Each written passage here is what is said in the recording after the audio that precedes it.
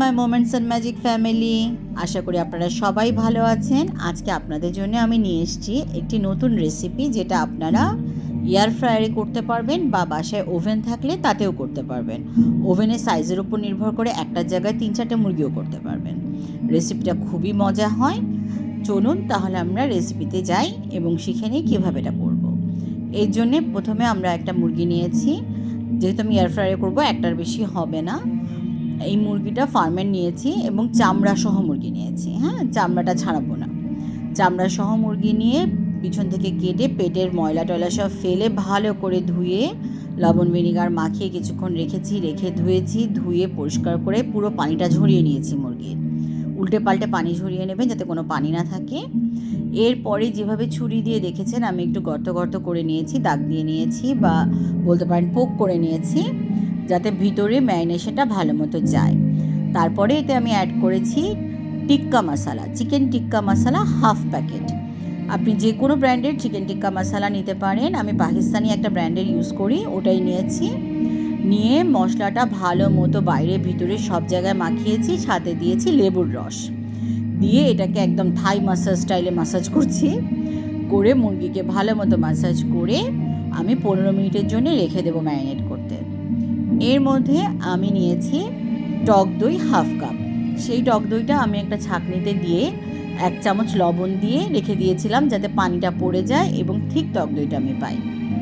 এরপরে এই টক দইটা আমি লবণ সহ টক দইটা মুরগিটাতে ভালো করে মাখিয়ে দিচ্ছি।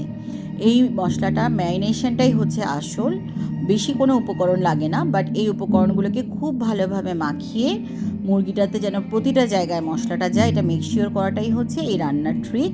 এবং ধৈর্য রাখা, কারণ এইভাবে মশলা মাখিয়ে এটাকে আমাদেরকে ওভারনাইট রাখতে হবে, অথবা 8 থেকে 12 ঘন্টা নর্মাল ফ্রিজে রেখে দিতে হবে। এর মধ্যে মাঝে মাঝে বের করে এভাবে যে মশলাগুলো বের হয়ে যাচ্ছে ওগুলোকে আবার মাখিয়ে দিতে পারলে আরও ভালো। না দিতে পারলে একবারে লাস্টে যখন বের করবেন তখন ভালো করে আবার মশলাটা মাখিয়ে নেবেন। অন্যদিকে আমি এয়ার ফ্রাইকে প্রিহিট করে নিয়েছি 5 মিনিটের জন্য। প্রিহিটেড এয়ার ফ্রায়ার পটটা বের করে এনে এখন আমি এটাতে মুরগিটা দিয়ে দেব। দিয়ে মুরগির উপরের দিকে, মানে যে সাইডটা আমার উপরে আছে ওই সাইডে কিছুটা ম্যারিনেশনের যে মশলাগুলো আমার বক্সে আছে সেগুলো দেবো, বাট সবটা না, হাফের মতো দেবো। দিয়ে মুরগিটাকে মাখিয়ে নেব। সাবধানে করবেন, কারণ পটটা এখন গরম, যেহেতু প্রিহিটেড। হ্যাঁ, সাবধানে এটা করে এই অবস্থায় আমরা এয়ার ফ্রায়ারে মুরগিটা দেব। দেওয়ার সময় আমাদের এয়ার ফ্রায়ারে, যেমন আমারটাতে অপশানসই আছে চিকেন করার জন্যে, আমি চিকেন অপশানটা চুজ করে 180 ডিগ্রিতে দিলাম। ওরা আমাকে অটোমেটিক 27 মিনিট দেখিয়েছে, বাট আমি যেহেতু উল্টো পাল্টে দেবো এই জন্যে আমি 20 মিনিট নিয়েছি। নিয়ে এটাকে প্রথমে 20 মিনিট একবারে বেক করব। 20 মিনিট আমার হয়ে গেছে। এখন আমি এটাকে বের করলে দেখলেন একটা সাইড সুন্দর গোল্ডেন হয়ে গেছে। এখন আমি এটা জাস্ট উল্টে দেবো। দিয়ে যে রেস্ট আমার ম্যারিনেশনটা ছিল এটা উপরে দিয়ে, এইবারে কিন্তু এয়ার ফ্রাই আমি 180 ডিগ্রির চেয়ে একটু বেশি দেবো, কারণ এতক্ষণে ভিতরেরটা কুক হয়ে গেছে, এখন জাস্ট বাইরের ব্রয়লিংটা করতে হবে। ঠিক আছে, আর যদি বেশি কিছুটা বাকি থাকে সেই কুকটাও এখন হয়ে যাবে। সো এই মশলাটা দিয়ে আমি 200 ডিগ্রিতে 11 মিনিটের মতো দিলাম। এই সময়টাতে যেটা হয়, এই সময়টা আপনাকে একটু খেয়াল রাখতে হবে। মনে আছে আমার টিক্কা কাবাবের সময় যেমন ড্রাই হয়ে গেছিলো, সো মাঝে মাঝে খুলে দেখতে হবে, যেহেতু আমাদের মানে মুরগির সাইজ বা এর উপরে অনেক কিছু ডিপেন্ড করে। আমি যেমন 5 মিনিট আগে একবার খুলে দেখলাম এবং দেখে আমার মনে হলো যে আরেকটু মনে হয় বেশি সময় লাগবে, এই জন্য আমি 2 মিনিট আরও বাড়িয়ে দিয়েছি। হ্যাঁ, দিয়ে এটাকে আবার অন করে দিয়েছি। তবে 2 মিনিট বাকি থাকতে, এরপরে মানে 7 মিনিটের থেকে 2 মিনিট বাকি থাকতে আমি এটাকে আবার বের করেছি।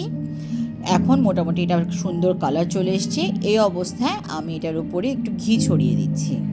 এই ঘিটা আমি আসলে শক্ত অবস্থায় নিয়েছি, ঠান্ডার ভিতরে ছিল। বেটার হচ্ছে আপনারা ঘিটা গলিয়ে ব্রাশ দিয়ে যদি লাগিয়ে নেন তাহলে আরও ভালো হবে। ঠিক আছে, এই অবস্থায় ঘিটা দিয়ে আমরা আবার 2 মিনিট ব্রয়েল করে নিয়েছি। এখন এটা বের করে আনলাম।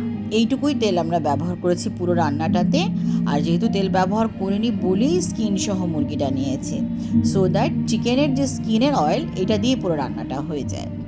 এখন আমরা এটা সার্ভ করেছি, সাথে একটা মজাদার সস দিয়েছি। সসটা কিছুই না, মেয়োনেজ, সিরাচা আর মাস্টার্ড সস মিক্সড করে দিয়েছি। ট্রাই করে দেখবেন, এই সসটা দিয়ে খুব মজা লাগে। আশা করি রেসিপিগুলো আপনাদের ভালো লাগছে। ভালো লাগলে like, share and subscribe. By.